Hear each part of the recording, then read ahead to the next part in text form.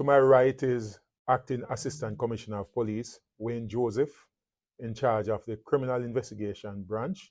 He was recently appointed as such.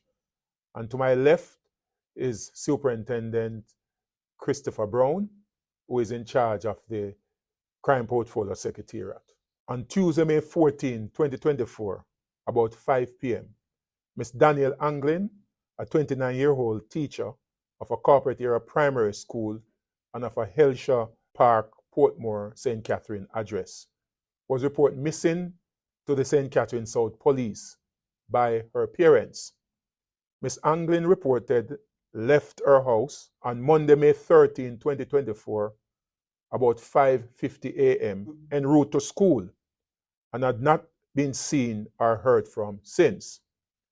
An investigative team was assembled consisting of St. Catherine South Criminal Investigation Branch, led by the St. Catherine South Crime Officer and supported by the Communication Forensic and Cybercrime Division, CFCD, Scenes of Crime and Criminal Investigation Branch Headquarters, CIB Headquarters. As part of the investigations, the team visited her community and her school and conducted a number of interviews.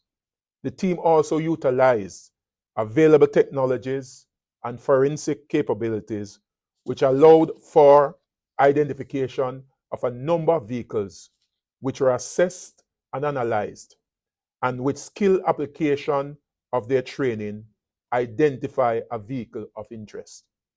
The driver of the vehicle was subsequently identified and taken into custody following investigations. Again, with the use of technologies, we were able to identify a location in Salt River in Clarendon as the last identifiable location that Ms. Anglin was in.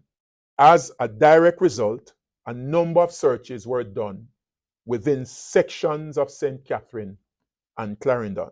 On Monday, June 3rd, 2024, about 6:30 a.m., police made a discovery of human skeletal remains in a section of Salt River in the parish of Clarendon. It is still too early in our investigation to state definitively that it is Miss Anglin's body, and thus we await the findings of the forensic team. Given the weight of the evidence collected thus far, the suspect in the matter has since given a statement to the police admitting his involvement. I want to point out that this specific suspect was arrested and charged sometime about 2015 by the police for sexual offenses. He was also convicted in Antigua for sexual offenses and deported to Jamaica. We appeal to the public. If you have any information that can assist with this case and any other, please reach out to 119 or the nearest police station. This and other investigations in the past indicate the quality of the people and technology within the constabulary force to serve and protect.